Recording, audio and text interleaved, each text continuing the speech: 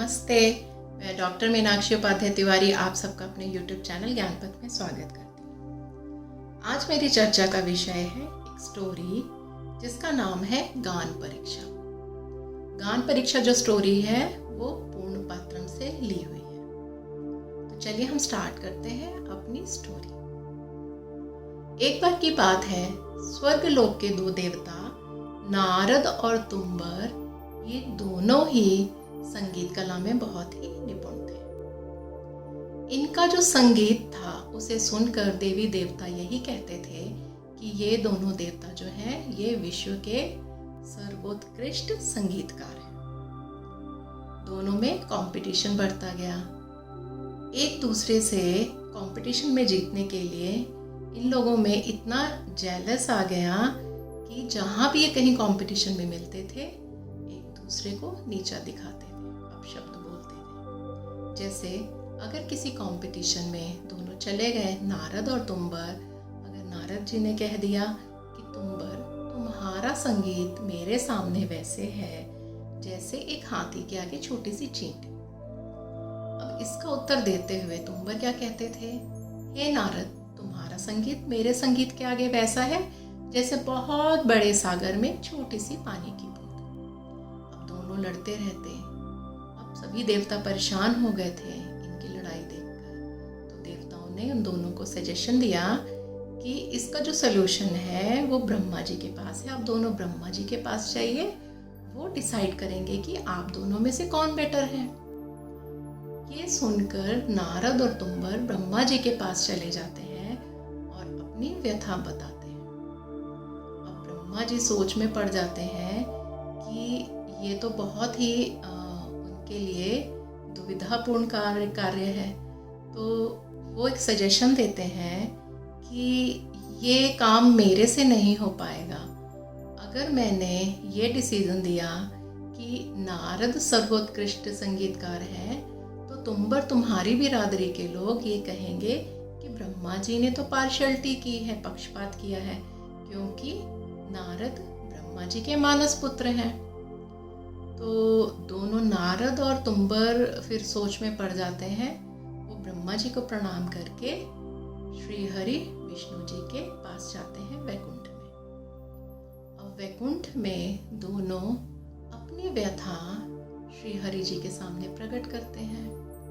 श्री हरि जी भी सोच में पड़ जाते हैं कि ये उनके लिए भी बहुत दुविधापूर्ण कार्य है। वो सजेशन देते हैं कि मैं इसका निर्णय अच्छे से नहीं कर पाऊंगा, क्योंकि अगर मैंने नारद जी को सर्वोत्कृष्ट संगीतकार की उपाधि दे दी, निर्णय में ये कह दिया कि वो सबसे अच्छे संगीतकार हैं, तो तुम्बर तुम्हारी जो बिरादरी के लोग हैं ये कहेंगे कि श्री हरि जी ने पक्षपात किया, पार्शियलिटी की, क्योंकि नारद जी तो उनके परम प्रिय भक्त हैं। इससे अच्छा ये होगा कि आप दोनों हिमालय में जाइए हनुमान जी के पास, डिसाइड करेंगे कि आप दोनों में से कौन अच्छा है। दोनों सोच में पड़ जाते हैं और फिर दोनों निकल पड़ते हैं हिमालय की तरफ। अब हिमालय तो इतना बड़ा है, हनुमान जी को कहाँ ढूंढे। तो अचानक उन्हें एक बहुत सुंदर आवाज़ सुनाई देती है, संगीत की सुमधुर ध्वनि सुनाई देती है। वो उसे फॉलो करते हैं और उस आवाज़ को फॉलो करते करते हनुमान जी तक पहुंच जाते हैं। वो दोनों क्या देखते हैं, हनुमान जी तो अपनी तपस्या में लीन हैं, निरांजनम कर रहे हैं, भगवान श्री राम की स्तुति कर रहे हैं। वो दोनों भी हनुमान जी के पास बैठ जाते हैं और संगीत में खो जाते हैं। जब हनुमान जी अपनी तपस्या से उठते हैं तो क्या देखते हैं, नारद और तुम्बर उन दोनों के, वो जो दोनों हैं वो उनके पास बैठे हैं। वो उन्हें उठाते हैं तंद्रा से और पूछते हैं कि आप यहाँ क्यों आए। अब नारद और तुम्बर अपनी प्रॉब्लम बताते हैं तो हनुमान जी थोड़ा सा मुस्कुराते हैं और कहते हैं कि मैं श्री राम जी की भक्ति कर रहा हूँ, अभी मेरी जो पूजा है वो संपूर्ण नहीं हुई है। संपूर्ण होने के बाद मैं डिसाइड करूँगा कि आप दोनों में कौन बेटर है। तो वो मान जाते हैं। अब हनुमान जी उन दोनों को बैठने के लिए एक एक शिलाखंड देते हैं। शिलाखंड कहते हैं एक छोटे से पत्थर के पीस को।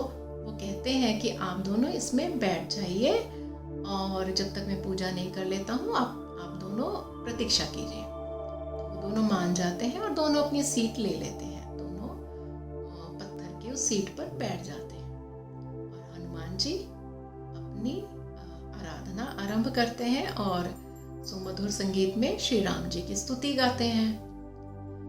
हनुमान जी के इतने सुंदर संगीत से मुक्त होकर नारद और तुम्बर हनुमान जी के संगीत में खो जाते हैं और अपने आप उनके नेत्र बंद हो जाते हैं।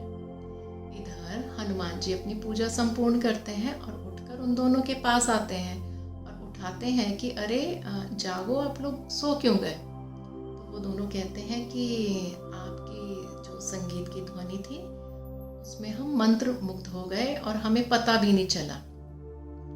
तो अच्छा, अब क्या हुआ कि वो जब अपने आप को पाते हैं वो उठ नहीं पा रहे थे।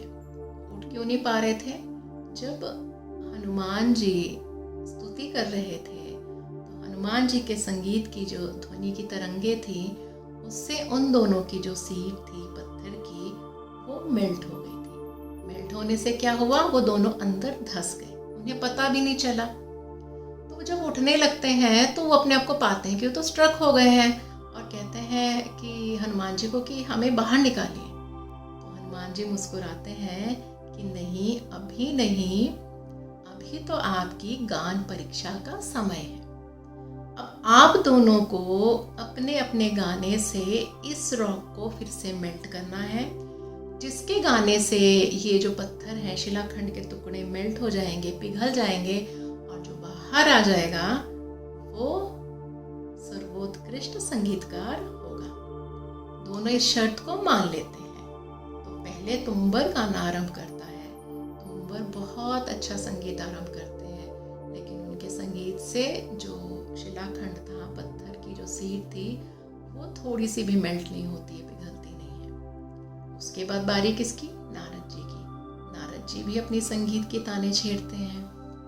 नारद जी के संगीत से जो रॉक्स थी वो थोड़ी सी तो मेल्ट हुई, लेकिन वो तब भी उससे बाहर नहीं आ पाए। अब क्या? अब दोनों ने आग्रह किया हनुमान जी से कि उन दोनों को बाहर निकालें। तो हनुमान जी कहते हैं अच्छा, प्रतीक्षा करो थोड़ी देर, मैं आपको बाहर निकालता हूँ। हनुमान जी फिर से श्री राम जी की स्तुति गाना आरंभ करते हैं। उस स्तुति की ध्वनि से जो तरंगे आती हैं उससे रॉक फिर से मेल्ट होनी शुरू हो जाती है। जब रॉक फिर से मेल्ट हो गई, वो दोनों बाहर आ गए। अब उन दोनों को अपनी गलती का एहसास हुआ और हनुमान जी के आगे करबद्ध होकर खड़े हो गए और उनसे क्षमा याचना करने लगे। हनुमान जी ने कहा कि आप दोनों वापस जाइए, स्वर्गलोक जाइए और बिना किसी जलन के अपने अपने कार्यों में रत हो जाइए। अगर कहीं हेल्दी कंपटीशन होता है तो स्किल में भी निपुणता आती है।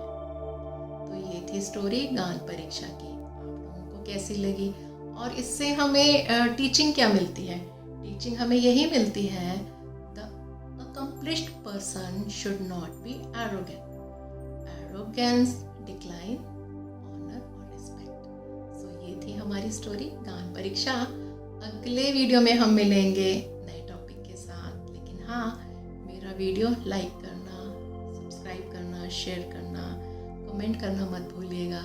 फिर मिलेंगे नए वीडियो में। जय श्री कृष्ण।